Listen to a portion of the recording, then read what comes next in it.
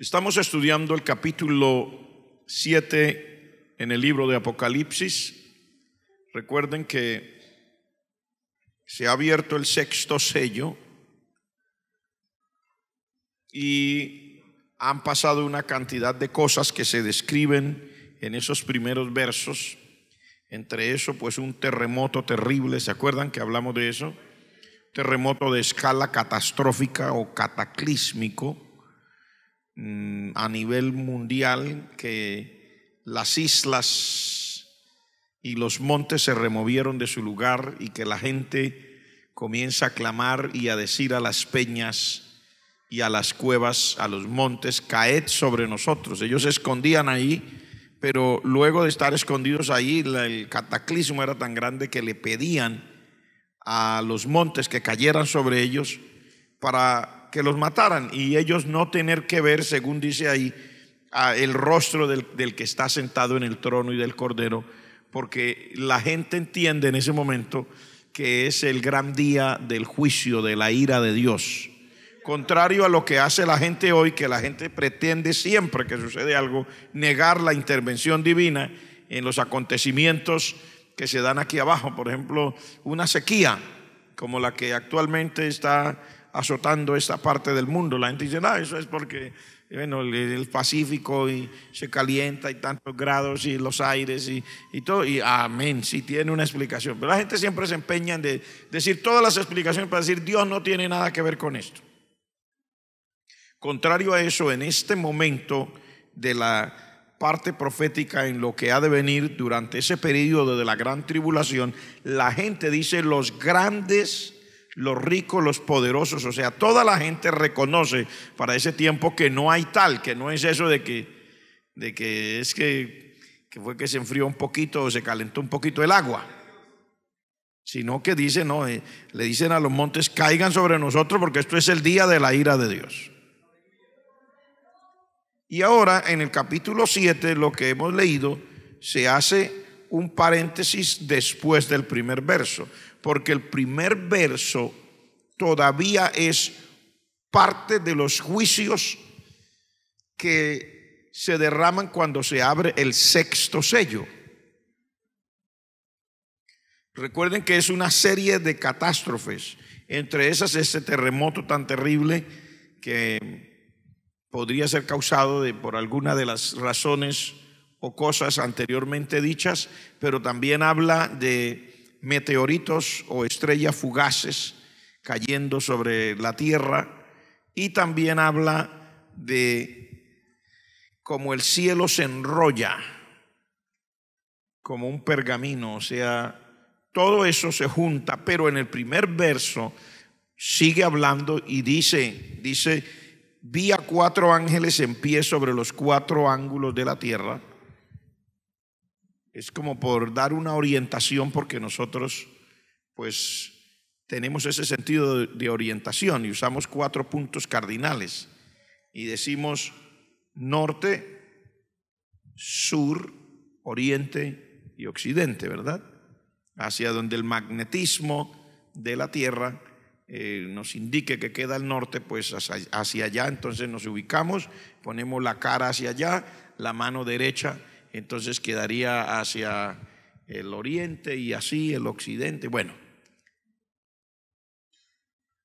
esto aquí dice, habla de los 4 puntos cardinales y dice: vi a 4 ángeles que estaban en pie deteniendo los 4 vientos de la tierra.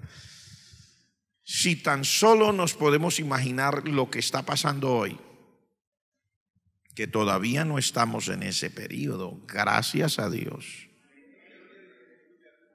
Es apenas el Señor haciéndole conciencia al ser humano: mire que las cosas no son tan lejanas o tan inciertas.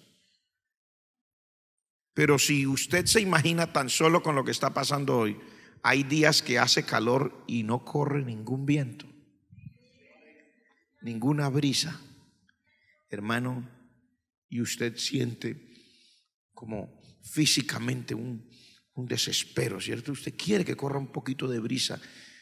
Hoy los seres humanos nos hemos inventado estos aparatos que llamamos aires acondicionados, o ventiladores. Hermano, un ventilador en un momento así es una tragedia. Yo he estado en partes que es tan caliente que me ponen ventiladores y los mando a apagar. Por favor, apáguenme eso. Es más tortura poner un ventilador, porque el aire que recoge el ventilador y lo empuja hacia usted es caliente, y usted no quiere recibir ese calor. Usted quisiera un aire pero fresco, que es como el aire que circula en la atmósfera, porque no es un aire que es lo que recogió aquí en mi cuarto, sino el aire que circula en la atmósfera cuando viene y pasa por las partes altas, las partes frías, etcétera. Entonces ese aire usted aquí lo experimenta. A veces está haciendo mucho calor, pero usted siente, ay, usted dice, ay, gracias a Dios por este airecito. Siente que viene fresco. Usted siente alivio. ¿Cómo será eso? Asombroso, aterrador. Dice, de ningún lado corría viento por orden de los juicios de Dios. Ni del norte, ni del sur, ni del oriente, ni del occidente. Dice, había 4 ángeles, lo vio aquí el apóstol Juan, 4 ángeles teniendo los 4 vientos de la tierra para que no soplara, y causando un gran daño con eso, porque mire lo que dice en el segundo verso.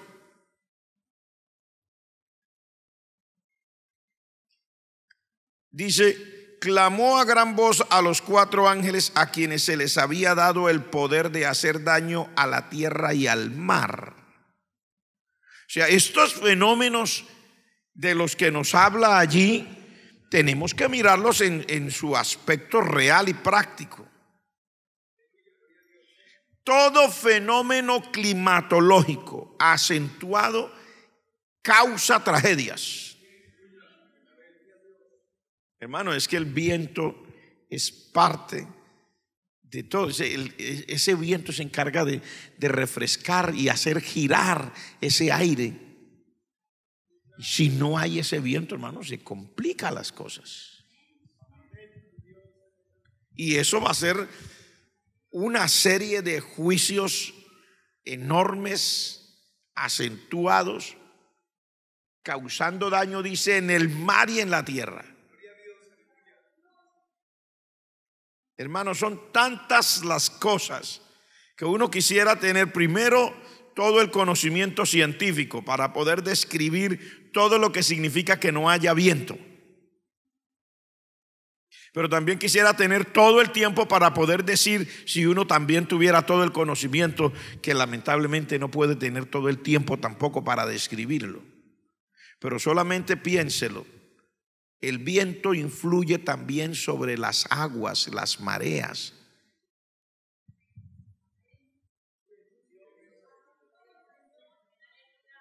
Y cuando no hay viento, piense usted cómo se concentra el calor en el agua.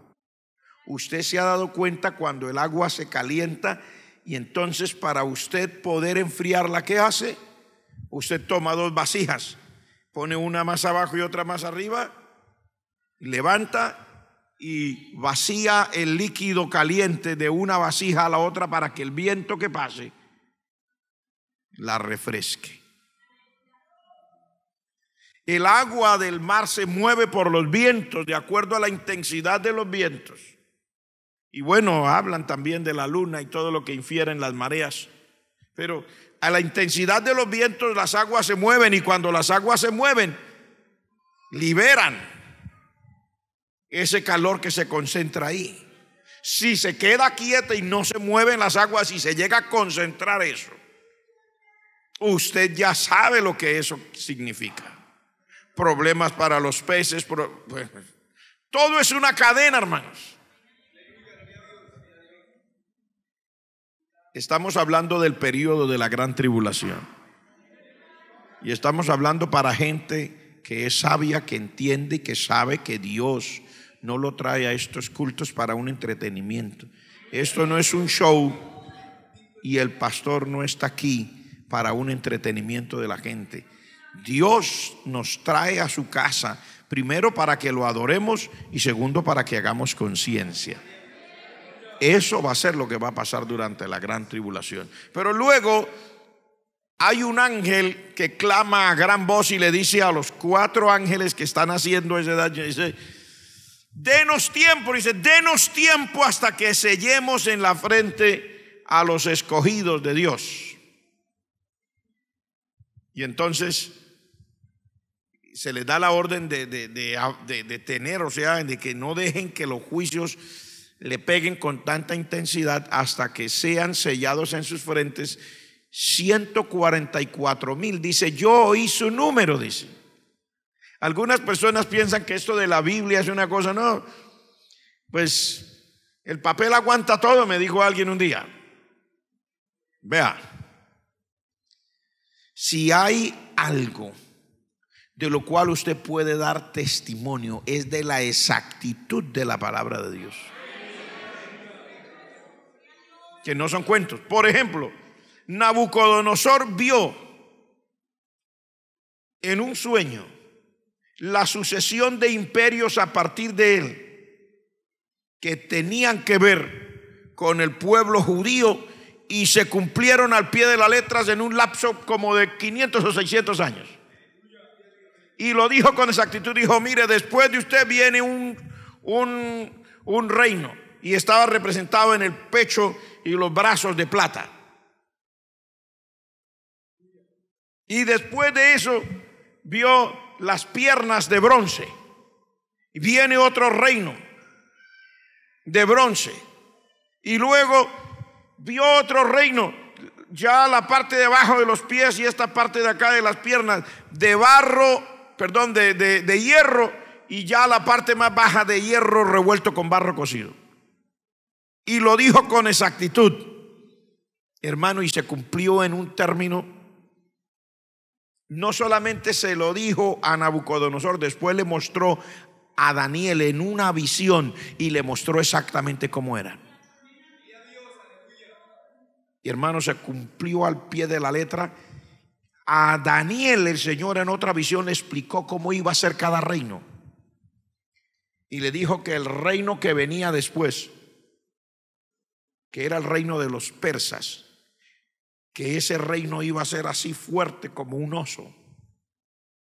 Y luego le dijo que el reino de los griegos, que venía después, iba a ser así, así. Le dijo: y después se va a dividir en 4. Y así exactamente se dividió en la historia.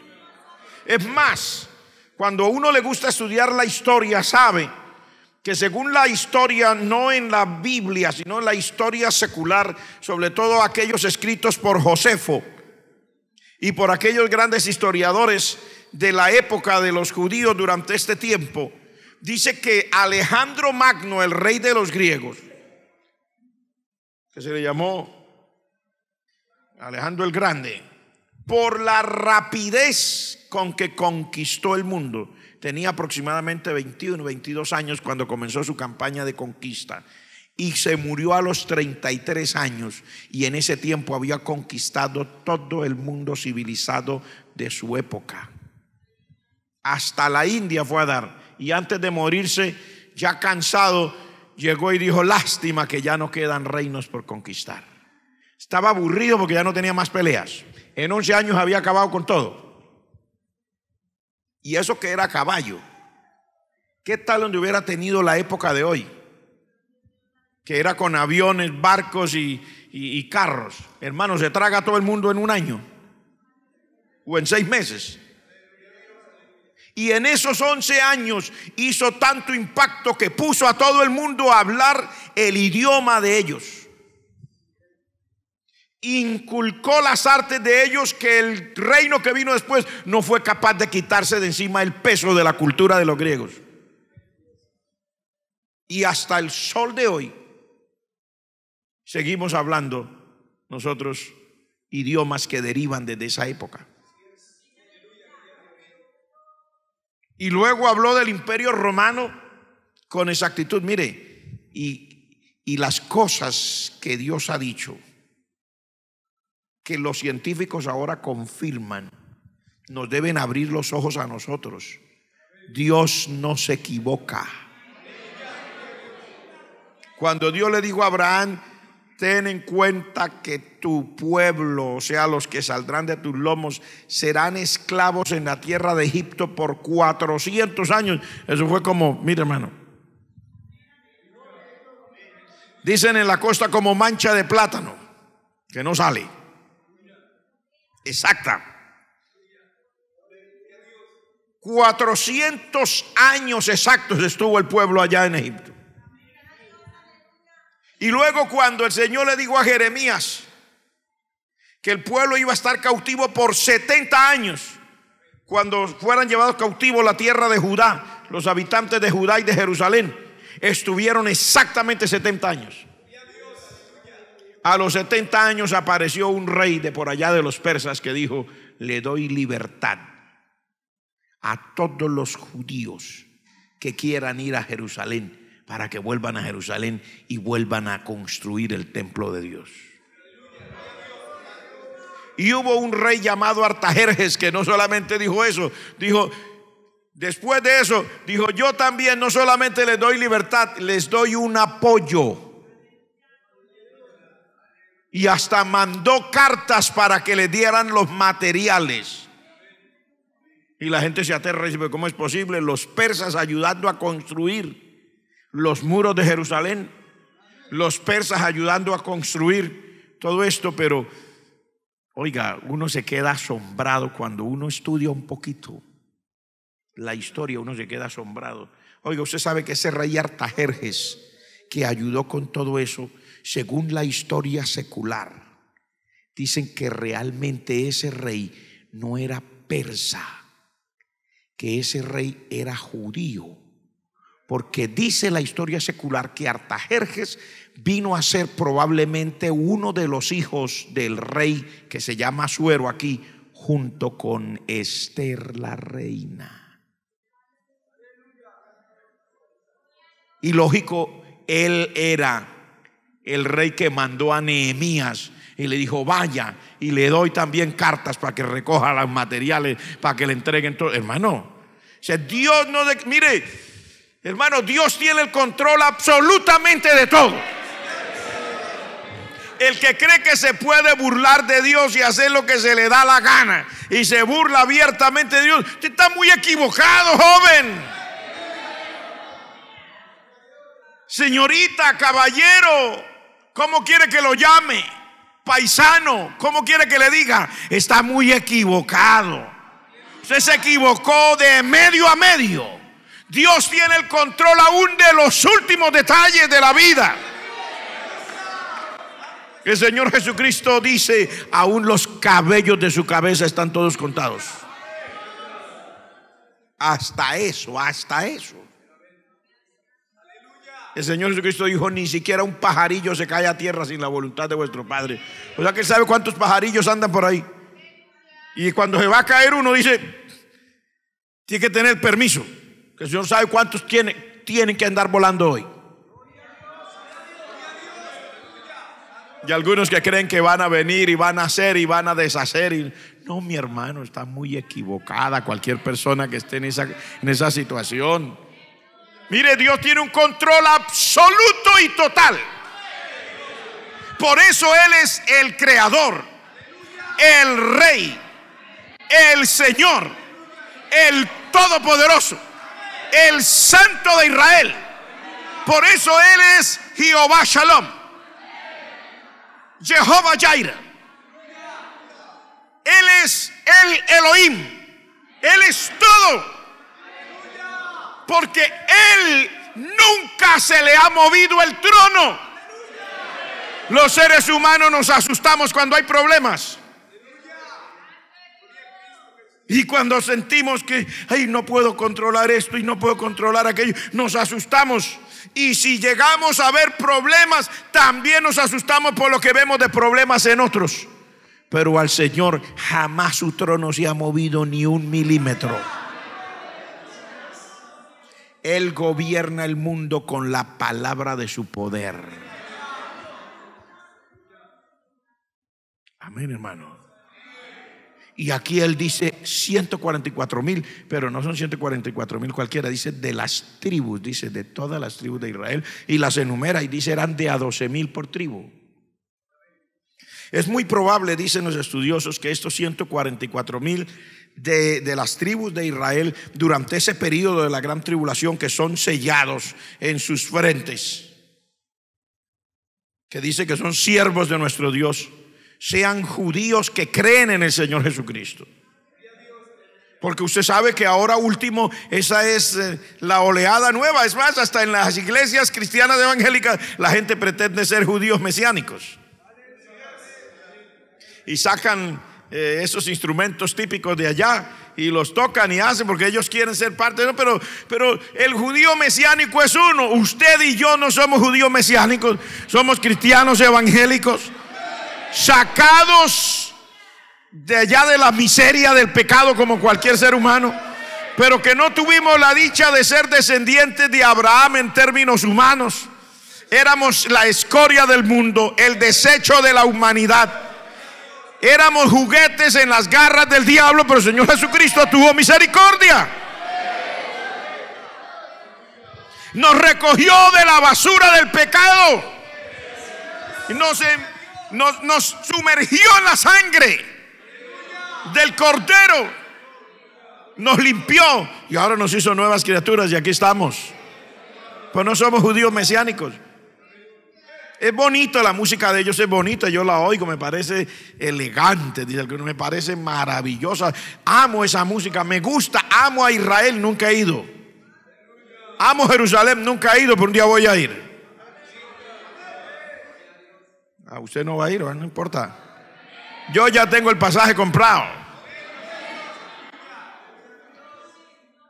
¿Usted no? Bueno, no importa, yo sí. Gloria al nombre del Señor. Yo tengo el pasaje comprado, yo voy a ir. No a cualquier Jerusalén, a la nueva. ¿Usted va a ir o no va a ir? El que va a ir a la nueva Jerusalén, diga amén. Pues no lo diga con dolor ni con pesar, diga un amén, que se amén de verdad.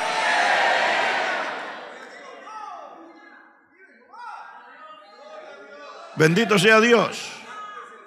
Es muy probable que estos judíos sean judíos mesiánicos, o sea, de esos que son judíos por linaje humano, pero que crean en el Señor Jesucristo, y es probable que ayuden a predicar.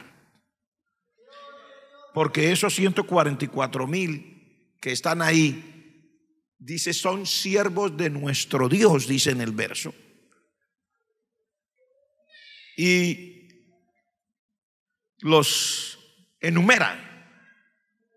Pero en la parte del verso 9 comienza a hablar de otra multitud, porque el capítulo 7 después del verso 1 se vuelve un paréntesis.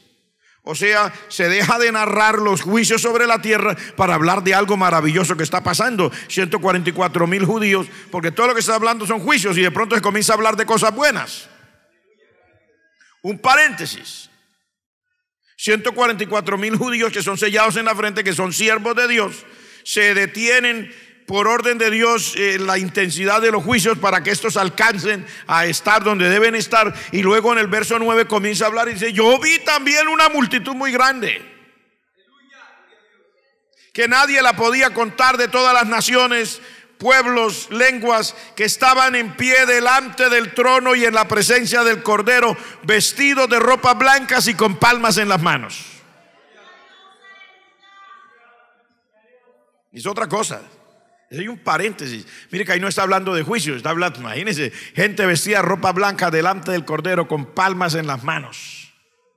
Dice, pero muchísimo, dice que nadie podía contar. No es que probablemente no hubiera manera de contar, pero una persona así a simple vista no podría decir cuántos son.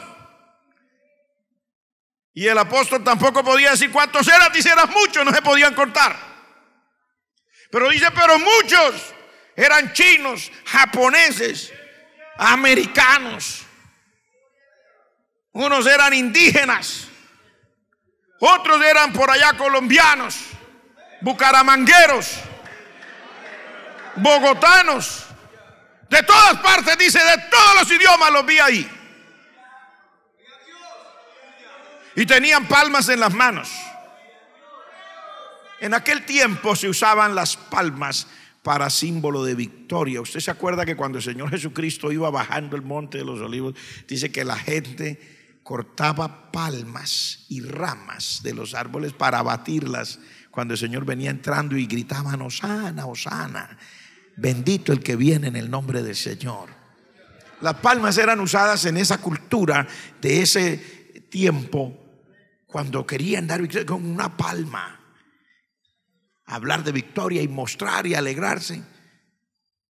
Como cuando hoy día la gente, por ejemplo, que se quitan la ropa y la baten en un evento y hacen así y todo. Ellos batían palmas en esa época cuando simbolizaban o querían simbolizar algo así. Y aquí el apóstol Juan los ve con palmas en las manos y clamaban a gran voz y decían: la salvación pertenece a nuestro Dios que está sentado en el trono y al Cordero. Oiga, qué verdad más contundente. Qué verdad más contundente. La salvación pertenece a nuestro Dios que está sentado en el trono y al Cordero. La salvación no le pertenece a la iglesia X. La salvación no la logramos por nosotros mismos. La salvación no la tenemos por nuestros hechos de bondad, porque son muy escasos nuestros hechos de bondad, y a cada rato quedamos aterrados de descubrir nuestra naturaleza humana.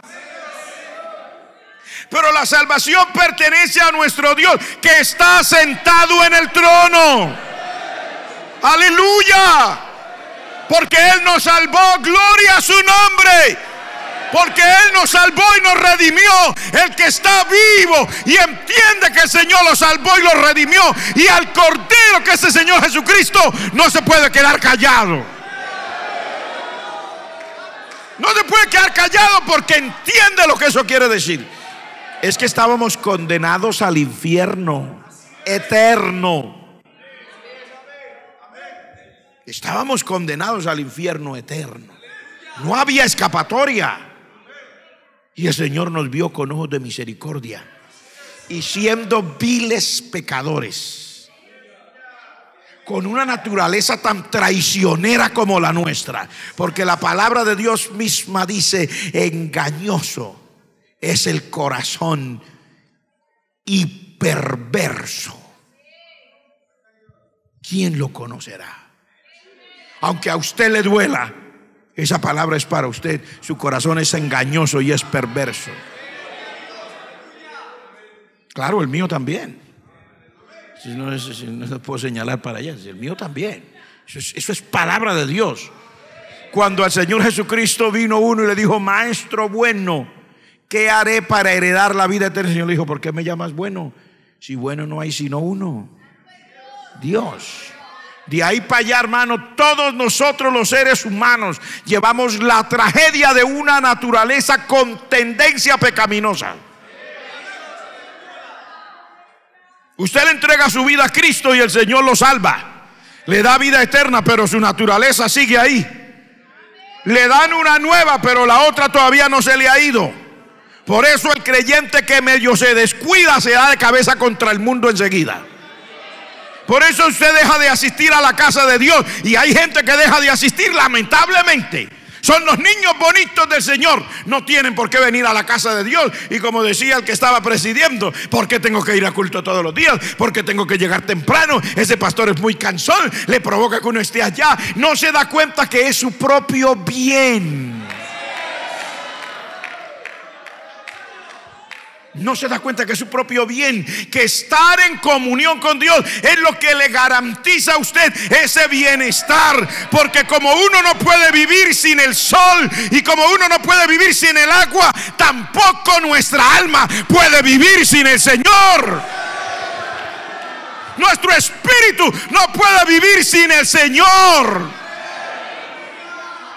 Usted no tiene vida propia, su vida es la vida de Cristo. La palabra de Dios dice: por cuanto Él vive, nosotros también vivimos. Su vida espiritual no es suya, no es propia, es la vida de Cristo en nosotros. Es la vida del Señor en nosotros. Si cortamos la comunión con el Señor, se nos acaba nuestra vida. Que eso fue lo que le pasó a nuestros primeros padres. Se cortó la comunión con Dios, entró la muerte. Usted y yo dependemos del Señor para esta vida, mi hermano. Pero no como algunos se creen, que cada 15 días, o cada que se le antoja, o cada que le parece bonito. Hoy día hay que hablar claro, hermanos. ¿Cuántos aman la palabra de Dios con claridad? Levante la mano el que ama la palabra de Dios con claridad. Hoy día nosotros nos las damos de consentidos. Todo porque el Señor nos ayudó, porque nos recogió de la miseria, porque nos sacó del lodo cenagoso del pecado. Y ahora tenemos la gracia de Dios. Nos vemos al espejo y nos vemos bien, aunque seamos feos.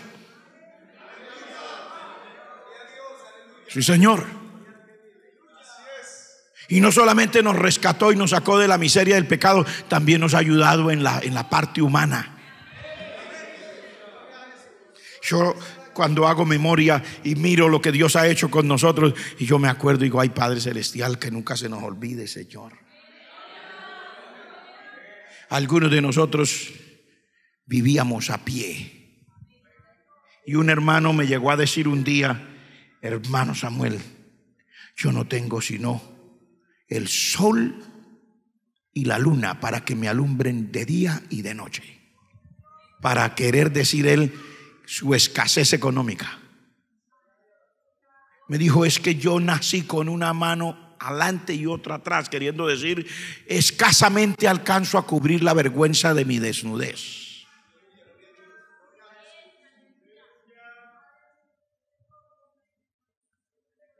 Y luego el Señor nos salva, nos redime, nos sentamos aquí. Ustedes vieran de aquí para allá cómo se ve esto. Unos parecen doctores, otros parecen casi arcángeles. Qué belleza, qué hermosura, dice uno. Sonríen y uno le parece que está en el cielo. Los zapatos bien lustrados, una corbatica que le queda elegante, hasta la cara se le ve elegante. Porque antes de venir a Cristo, usted sí que se veía asustador, ¿oyó? En las garras del diablo y del pecado. La amargura del pecado hace reflejar una cosa fea en la cara del ser humano. Pero ahora ya Dios nos ha bendecido, nos ha ayudado. Nos ha dado un techo debajo del cual vivir. Probablemente una buena ropa para usar. Nos ha dado también la capacidad de estudiar, de graduarnos, de tener profesiones, de tener empresas, de tener cosas, de salir adelante en la vida. Entonces ahora ya somos los niños consentidos. Pastor, no siga hablando así porque me voy de la iglesia. Ah, pues sigo hablando así, si se va es problema suyo. Si aquí no estamos aquí teniéndolo, no. Usted tiene que querer esto. Tiene que amar esto. Usted tiene que amar a Dios y a su palabra. Esto le tiene que nacer de lo profundo del corazón. Esto no es una obligación. Esta es la bendición del Altísimo que ha sido derramada sobre cada uno de nosotros. O sea, a veces nosotros creemos que vamos a poner a temblar al Señor. Señor, si no haces esto por mí, te aseguro que no vuelvo a la iglesia. Y uno cree que el Señor está allá. Ay, ¿yo qué hago? Se me va a ir mi hijito. No, yo voy a ir. Miren, a ver si mi trono de pronto se le va a caer un ladito. Oh, hermano, no seamos tan altaneros, tan soberbios. Nosotros seguimos siendo tan necesitados de Dios como antes. Sin importar en qué posición estemos ahora, seguimos siendo tan necesitados de Dios hoy como ayer. Ayer tal vez no tenía zapatos y necesitaba a Dios. Hoy no importa si tenga 50 pares de zapatos en su closet, usted sigue necesitando a Dios. Sí, Señor. Probablemente ayer llegó con 2 camisas a buscar a Dios y hoy tenga 100 camisas. Usted necesita a Dios por encima de sus 100 camisas. Sí, Señor. Ayer probablemente de la escasez, probablemente vinimos delgados. al servicio al Señor. Y algunos de nosotros hoy estamos, como dice la palabra, algunos se nos salen los ojos de la gordura, dice.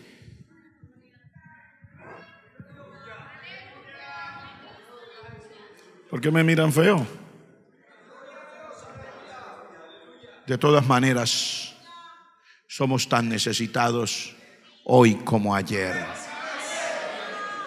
Necesitamos seguir levantándonos de madrugada, hermanos, a orar al Señor, a buscar a Dios. Si usted se le olvidó levantarse en la mañana y usted no se puede levantar porque probablemente usted invierte su tiempo mal. Porque a las 2 o 3 de la mañana es que se va a acostar después de estar chateando con quien no le interesa. Esclavo de las redes sociales, esclavo uno a veces de la televisión o de cuánta basura hoy día. Y luego por la mañana, ¿qué se va a levantar a buscar a Dios? Son las 9 de la mañana, le abren la ventana y eso pega un grito y regaña: ¿quién me está trasnochando?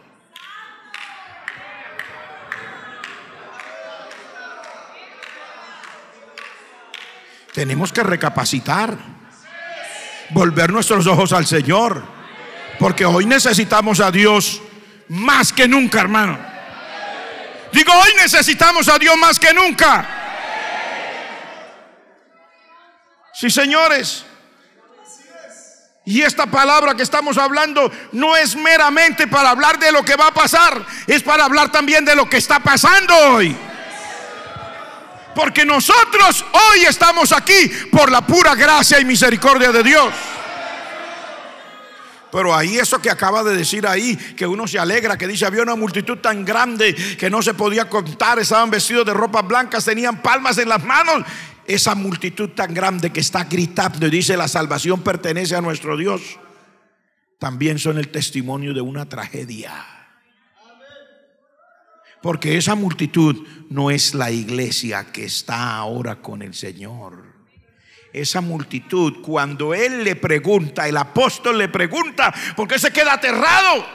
El apóstol le dice a uno de los ángeles o de los que estaban, de los ancianos, dice: pero ¿quiénes son estos? Y él dijo: yo no lo sé, Señor, tú lo sabes. Y le respondieron y dijeron: estos son los que han salido de la gran tribulación y han lavado sus ropas y las han emblanquecido en la sangre del Cordero.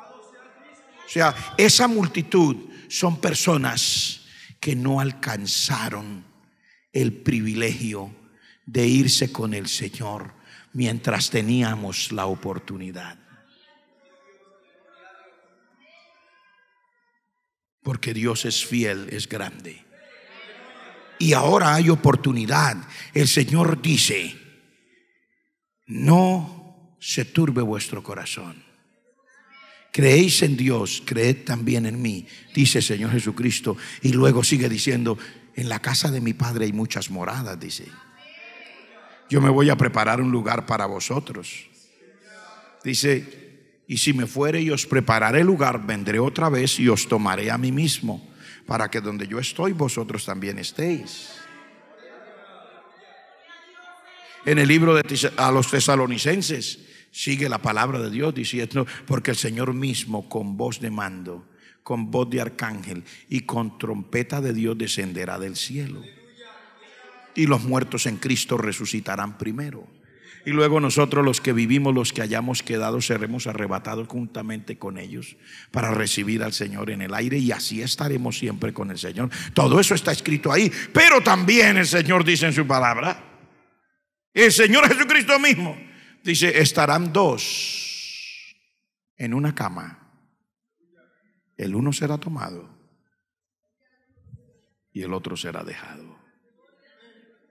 Y luego dice: estarán 2 moliendo en un molino, el uno será tomado y el otro será dejado. El Señor Jesucristo se está refiriendo a esta situación tan trágica del corazón del ser humano, cuando nosotros muchas veces por las buenas no entendemos. Porque da la impresión que al ser humano todo le gustara los golpes. Es la impresión que damos. Algunos dicen, bueno, por lo menos hay una oportunidad. Si me quedo del primer vuelo, me voy en el segundo. Bueno, yo digo, si esa es su aspiración, quedarse del primer vuelo para irse en el segundo, si es su aspiración estar aquí para encontrarse con el anticristo y usted ver cómo las islas se mueven de su lugar y terremotos de escala mundial y todo eso que dice la palabra acontece, pero usted cree que usted es suficientemente valiente, si es hombre, usted es bien hombre, como para entregar su vida sin que haya ayuda de nadie, sin que haya hermano que lo visite, sin que haya diácono que lo llame, sin que haya pastor que le predique, sin que haya junta nacional que organice convenciones ni confraternidades, sin que haya ninguna de esos medios, sin que haya ya la unción del Espíritu Santo sobre la gente para entrar a clamar, sino solamente la espada perseguidora del anticristo. Y usted es suficientemente hombre, o sea, usted sí es un macho, usted es santanderiano de verdad, usted se hace ver, usted se deja cortar la cabeza por ISIS, por Boko Haram, por Al Qaeda, por Al Shabaab. Porque si solamente le nombro algunos pocos grupos de tendencia fundamentalista religiosa que están dispuestos a ayudarle al anticristo, ¿cómo se cumple con eso?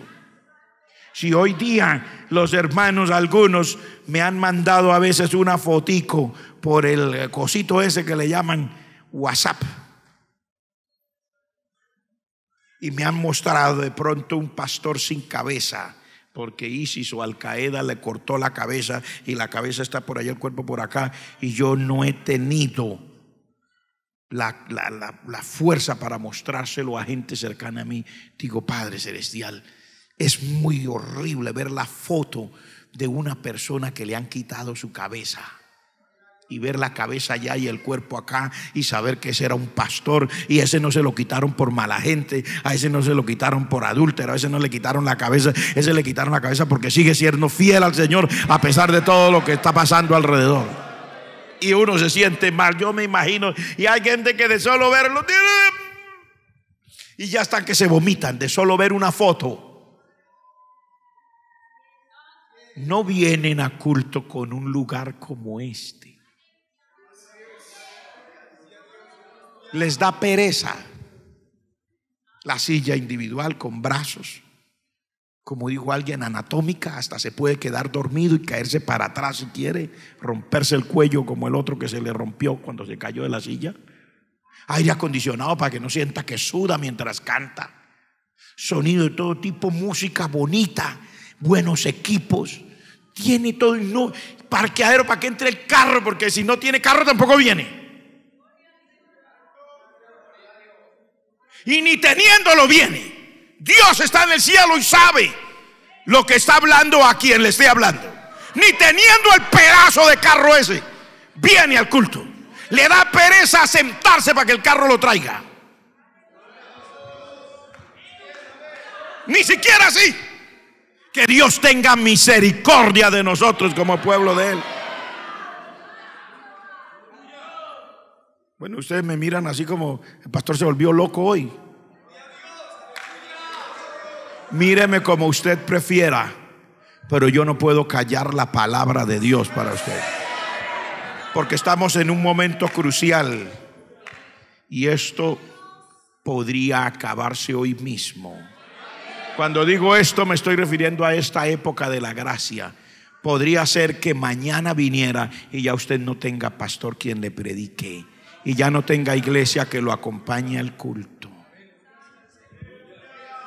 Podría ser, porque los que miran la profecía y los que miran lo que está aconteciendo y son personas juiciosas saben que nosotros podríamos salir volando de aquí en cualquier momento.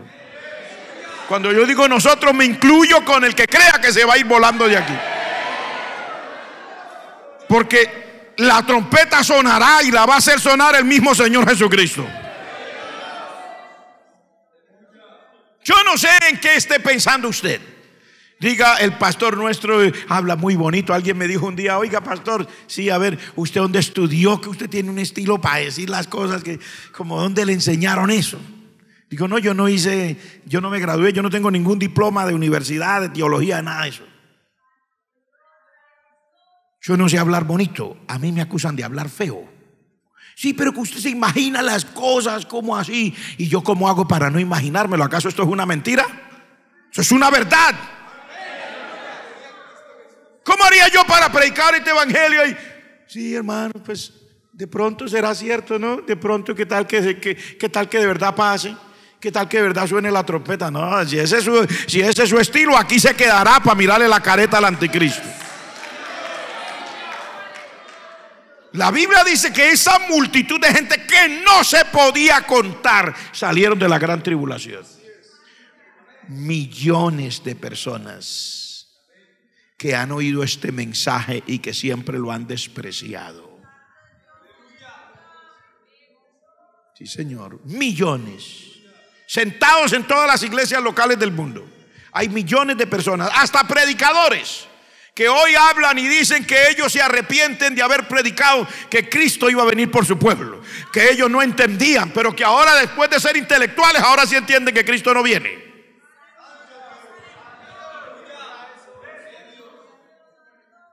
Que por eso ellos necesitan ser el gobernador y el presidente aquí abajo, porque el reino de ellos es este. Y abogan por eso, porque ellos ya no creen que Cristo viene. También se quedarán.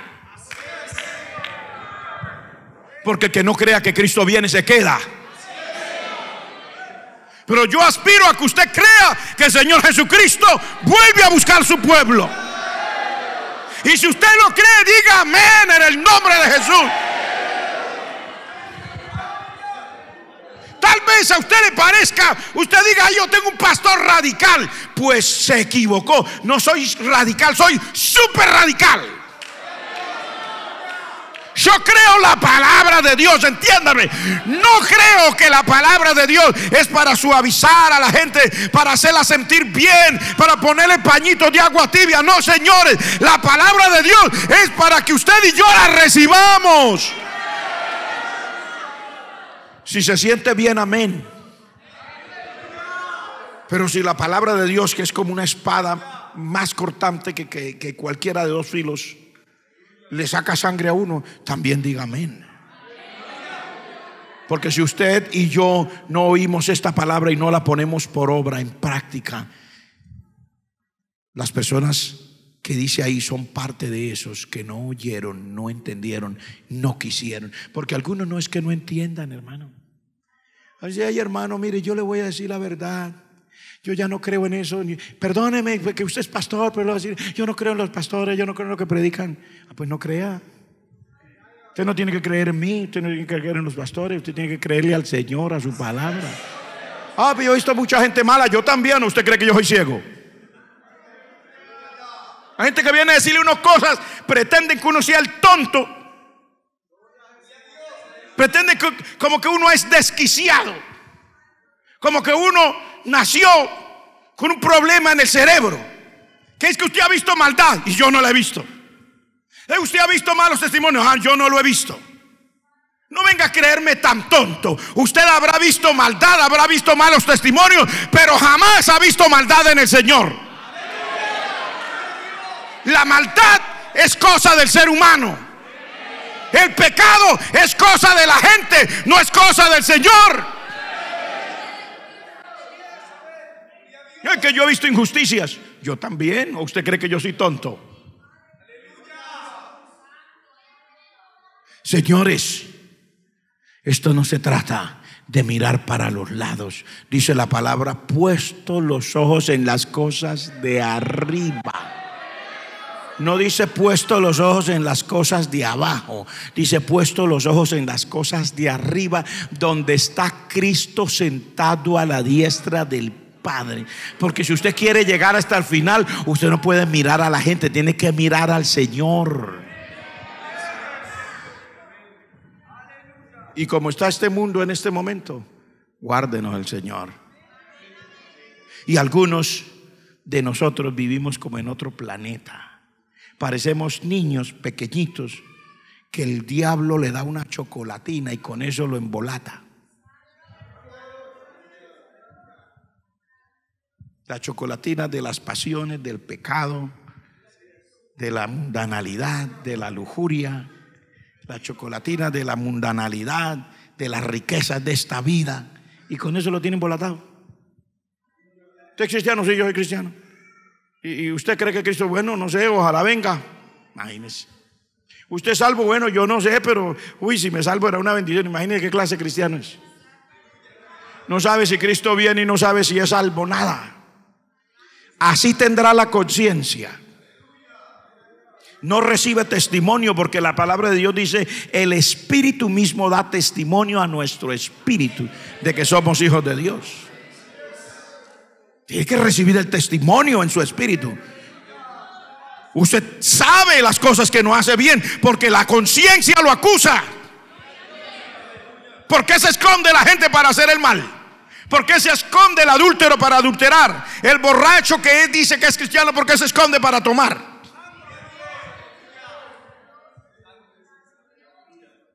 ¿Por qué se esconde? Porque hay una conciencia que le dice: no vamos bien. Hay una conciencia que le dice: no vamos bien, mijo. No vamos bien. La conciencia se lo dice. Le dice: mire, sigue así, verá que nos vamos para el infierno usted y yo, le dice la conciencia.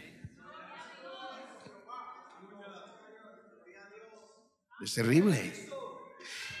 Hoy día la gente no quiere creer esta palabra, pero un día la van a creer. La van a creer porque esto que le estamos hablando, esta gran tribulación está a punto de... Usted ve las noticias, ve lo que pasa en la televisión, los ríos secos, las represas acabadas. Por misericordia de Dios estamos tomando agua. Y que todavía hay iglesia del Señor en esta tierra. Durante la actividad que estábamos dando al término del culto, oramos: Señor, mándanos lluvia. Esa misma noche comenzó a llover.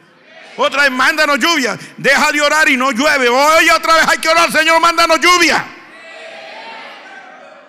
Hay una iglesia que pide, que clama, que ora. Y mientras usted anda sanganeando, todavía habrá gente que venga aquí a las cadenas de ayuno y oración. Mientras usted anda por allá rascándose el ombligo y pensando en el mundo y pensando en el pecado, aquí habrá gente que venga a esta plataforma los viernes por la noche a vigilar,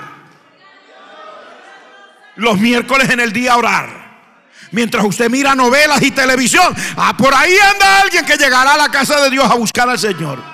Mientras usted anda dejándose arrastrar del diablo y de sus propias pasiones, ahí habrá otro diciendo: Señor, ten misericordia de nosotros y ayúdanos, sácanos adelante. Pero no aspire a mucho a menos que arregle su condición.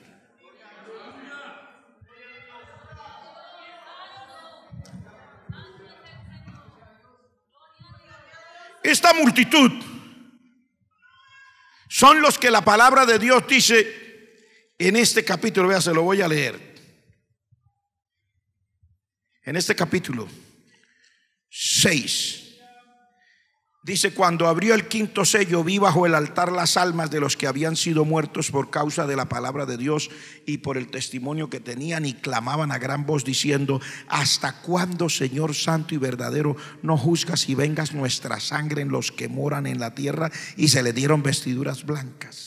Y se les dijo que descansaran todavía un poco de tiempo hasta que se completara el número de sus consiervos y sus hermanos, que también habían de ser muertos como ellos. O sea, toda esta gente fueron mártires. Qué tragedia. No tragedia por ser mártires, qué tragedia que tuvieron que ser mártires y buscar esto a la mala, porque por las buenas no quisieron. ¿Cuántas hermanitas hay en las iglesias vistiéndose mal? No importa cuánto le diga el pastor, no importa cuánto le diga al Señor a través de los que vienen a predicar, que le suelte un poquito a la falda, que no se vista tan apretado, que a nadie le interesa las medidas de su cadera y de su cintura. No importa. Por aquí entra, por aquí sale. No importa que le digan, mire que eso va a causar un problema. Mire que hay hombres que están en la iglesia. Mire que hay personas en la calle, su propia familia. Mire sus propios hijos. No importa, a ella no le importa. Me tiene sin cuidado, pastor. Acabe su garganta si quiere. Yo me voy a vestir como a mí se me dé la gana, porque a mí me gusta. Yo tengo complejo de reina y yo me voy a poner esto, que se note cuál es mi cintura. Aunque a muchas les queda vergonzosa la ropa que se ponen, porque algunas no se dan cuenta que de reina no tienen nada. Tal vez el complejo. A algunas hasta mal les queda esa ropa. Se les nota, tienen 4 pedazos de gordo amontonados uno encima del otro. Se les nota los 4 pedazos de gordo cuando caminan.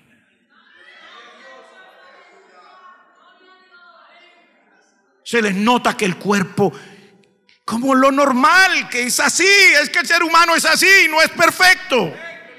Pero se ponen a soñar con cosas que no son, cuando deberíamos soñar con las cosas celestiales, con las cosas de Dios, con la gloria de Dios. ¿Sabe con qué deberíamos soñar? Con que el poder de Dios caiga sobre mí, con que el Espíritu Santo me bautice, con que yo pueda orar por los enfermos y se sanen, con que yo pueda echar fuera demonios. Yo debería soñar con alcanzar almas para Cristo, con irle a los perdidos y decirle que hay esperanza, porque hay un Dios que ha dado a su Hijo, que todavía está vigente. Eso es con lo que debería soñar. Muchos hombres igual, porque eso no es solamente cuestión de las mujeres. Hombres igual, como el pastor, oiga, como si el Señor hubiera querido darnos una estocada aquí en el día viernes. Yo lo dije de mi manera jovial: pastor, véngase con la espada por el lado que más corte. Lo dije a mi manera jovial, sino porque es mi manera de ser. Oiga, de verdad la sacó el Señor por el lado que más corta. Uy, cuando leyó esa parte de Jeremías que dice: ¿y cómo te he de perdonar? Dice Dios, si después que crecisteis y os engordasteis, cada uno relinchaba como caballo salvaje detrás de la mujer de su prójimo. Yo me quedé aterrado cuando comenzó. Eso está en la palabra. Eso no es que él se lo inventó, está ahí. Pero padre, y siguió diciendo cosas. Oiga, el Señor alertándolo a uno de que aterrice, de que caiga en cuenta que nosotros no somos juguetes en las garras del diablo. Dígame si puede. No es posible que un pueblo que diga ser servidor de Dios vaya a ser preso de las pasiones, de la lujuria. No es posible, no puede ser. El Señor reprenda al diablo, porque nosotros no somos gobernados por el pecado. El Señor dice: el pecado no se enseñoreará más de vosotros. No somos gobernados por el pecado. Es cierto, el pecado está a las puertas y el pecado hace sus coquitos, pero nosotros no somos gobernados por el pecado. Nosotros tenemos un Señor sobre nuestra vida y se llama Jesucristo.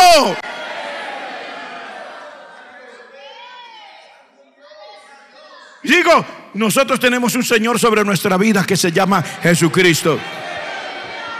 Levante la mano el que tiene ese Señor.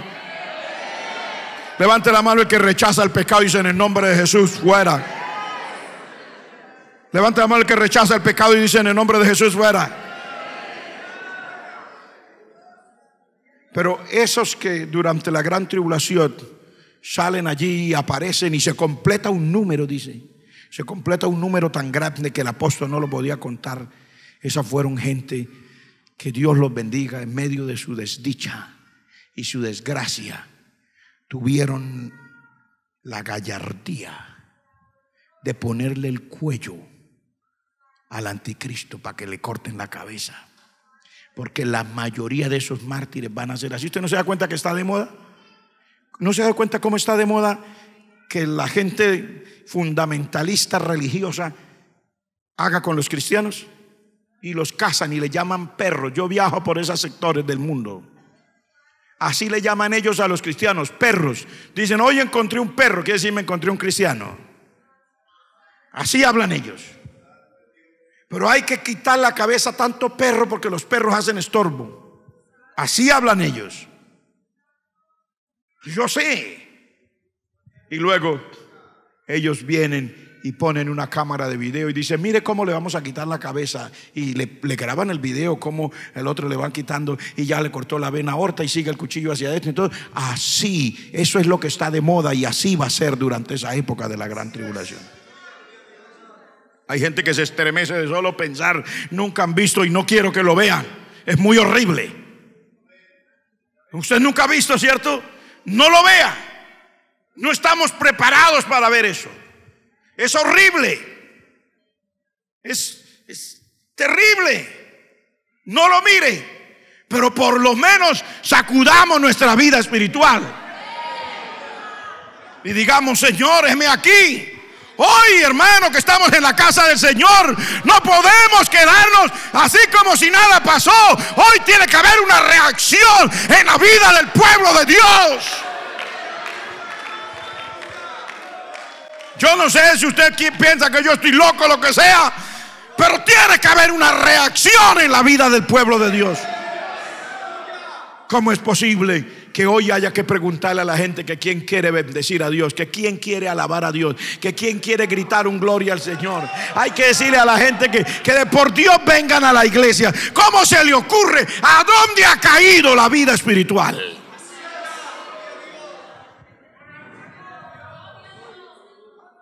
Pero que Dios nos ayude, que hoy salgamos de aquí, aleluya, llenos de la gracia divina, llenos del poder de Dios, llenos de la bendición de Dios, con una determinación, decirle: Señor, estos últimos días o años que me queden, no sé cuánto sea, yo los quiero vivir para tu gloria. Quiero levantarme de madrugada, quiero aterrizar de barriga en mi cuarto, quiero estudiar tu palabra, que es más dulce que la miel. Quiero estar alerta, Padre Celestial. Quiero vivir en santidad, Dios mío. Quiero guardarme para ti. Quiero buscar tu presencia. Oh, hermanos,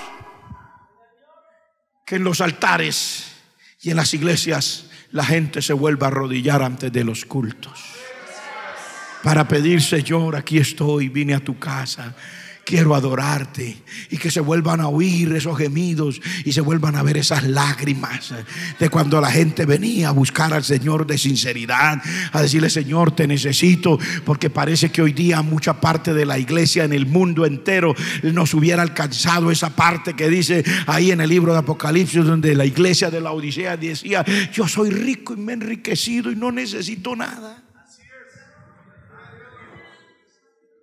Ya no necesito orar, ya no necesito ayunar. Los ayunos comienzan a las 9 de la mañana, terminan a las 12 del día, y antes de venir se toma un jugo de naranja. La gente ya no quiere buscar a Dios. La gente ya no quiere buscar a Dios. La gente ya no quiere derramar lágrimas en la presencia del Señor. Estamos cómodos, estamos bien, estamos llenos de una cantidad de cosas que nos parece que ya no necesitamos nada. La nevera está que se revienta de tanto mercado.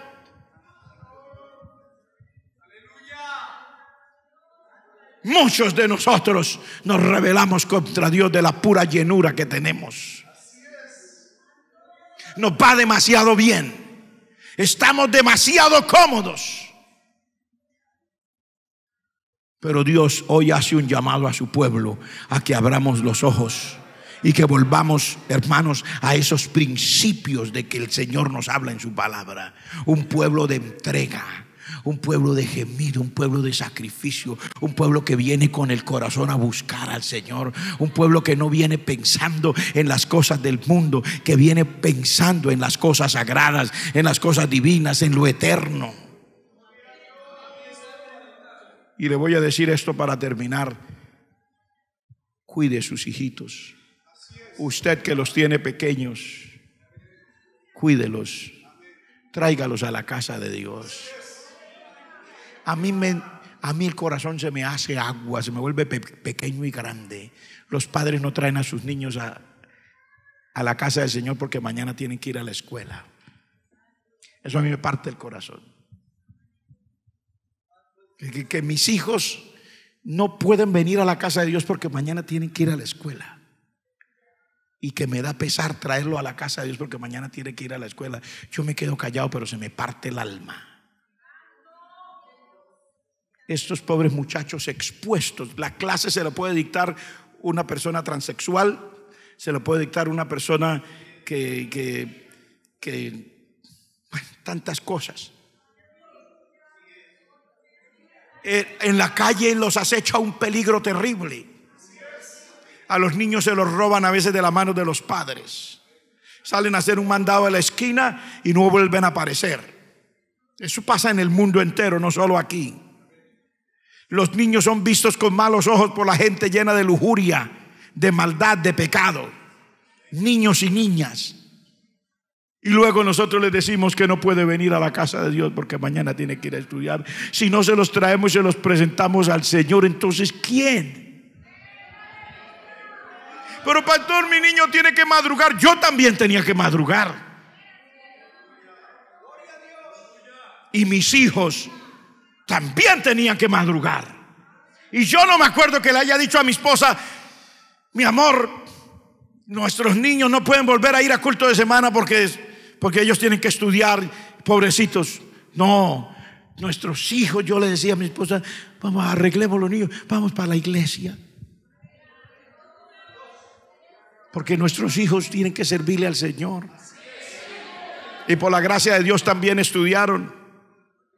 Por la gracia de Dios también fueron a la escuela. Pero a mí me parte el alma pensar que nuestros hijos, no estoy hablando de los míos solamente, los de nosotros, no van a poder volver sino el domingo en la mañana.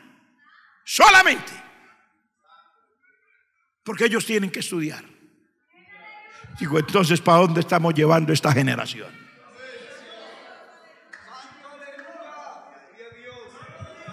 ¿A dónde los vamos a llevar? Usted es el responsable por esos hijitos.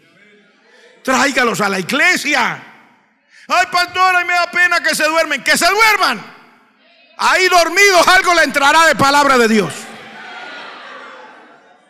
Pastor, ¿y después qué hago? Pues después hace lo que hacía su pastor. Se lo echa al hombro y sale con él para su casa. Usted dirá: pastor, ¿eso no es cruel? Más cruel es dejárselos al diablo. Enseña al niño en su carrera, cuando fuere viejo no se apartará de él. Amén. Cuiden a sus hijitos, por favor, hermanos. Cuando digo cuiden a sus hijitos, no es solamente de que los mire y esté con ellos allá. No, cuídele su vida espiritual. Tráigalo a la casa de Dios. No lo mundanalice usted. El niño tiene 2 años. Él hace lo que usted haga por él. Él se peluquea como usted diga. Se pone la ropa que usted le compre. No tiene sino 2 años. ¿Por qué? ¿Por qué? ¿Por qué aparecen los niños tan pequeños ya como si fuera una persona del mundo? Si él hace lo que usted le diga, tiene 2 años. Es usted el que está decidiendo por él. Gloria al nombre de Jesús. Hermanos, no les compren, por Dios, no les compren tanta tecnología a los muchachitos. Ellos no saben distinguir entre su mano derecha y su izquierda. Vea, se nos pierde la gente vieja por causa de la tecnología. Y digo, se nos pierden en su vida espiritual. Imagínense los niños. Mira, hay gente que está sentado en los cultos. En los cultos. Y uno los ve que se paran. ¿Y sabe por qué se van? Porque les entró una llamada. Se paran, tienen que salir a contestar. Otros están ahí sentados chateando. Son los viejos. Imagínense los niños. Pero el que hace eso como viejo, se no sabe dónde tiene la cabeza.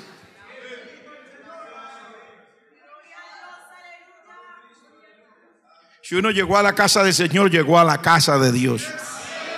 Se supone que el pedazo de celular ese que uno tiene lo apague. Déjalo en la casa. Ay, si se muere alguien, pues lo enterramos, no hay problema. A algunos les parece que es que ellos van a solucionar el mundo. Usted no va a solucionar nada.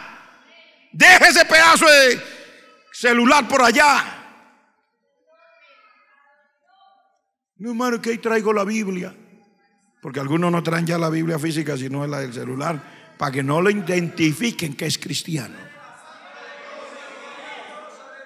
No es pecado tener la Biblia en el celular, ni en la tableta, ni en el computador, pero tampoco es pecado tenerla en la mano, en el libro físico, tampoco es pecado. Es muy bueno que usted tenga una Biblia, señor, señora, caballero, es muy bueno que tenga una Biblia. Es muy bueno que tenga una Biblia. Le estoy diciendo, no le digo que es pecado tener la Biblia en el celular, no le digo que es pecado tener la Biblia en la tableta o tener la Biblia ya en el computador de la casa, pero tampoco es pecado tener la Biblia en el libro sagrado. No es pecado. No es pecado, no. Porque él lo mira como si, ay, no. ¿Por qué? Yo recuerdo un día, y con esto termino. Estoy predicando en una iglesia por allá hace como 2 o 3 días.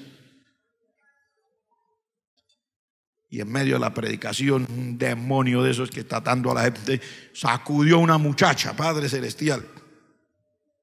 Pero qué clase de demonio, oiga. Cayeron como 5 o 6 para poder tener una mugrosita que no tenía sino como 16 o 17 años. Casi no eran capaces con la muchachita. Y yo dije, déjeme terminar mi predicación, téngala ahí, mire lo que hace, que yo voy a terminar de predicar. A mí no me ven con ese cuento. Terminamos de predicar y dije, ahora sí vamos a echar fuera a este demonio. Tomé la Biblia, abrí en Ezequiel. Le dije, diablo, te voy a leer lo que tú ya sabes. Ah, hermano, mire, eso fue todo. Te voy a leer lo que tú ya sabes. Oiga, casi levanta los 5 o 7 que tenía ahí teniéndola para arrancarme la Biblia. No, decía, no me lea eso, me quema, decía, me quema. ¿Qué la quemaba? La verdad de Dios. No es pecado tener el libro sagrado, hermano. No es pecado si es la palabra de Dios. Cuiden a sus hijos, no le compre tanta tecnología, no le entregue una cantidad de celulares de 3ª y 4ª generación. Y ponga una norma cuando se vaya a dormir, pongan esos celulares en alguna parte, esas tabletas en alguna parte, porque tienen que llevárselas al cuarto. ¿Sabe cuánta gente se ha perdido por causa de eso? Si uno no, la vida de uno no es eso, hermano. Aleluya. Vamos a orar. Vamos a pedir al Señor porque esto está bueno.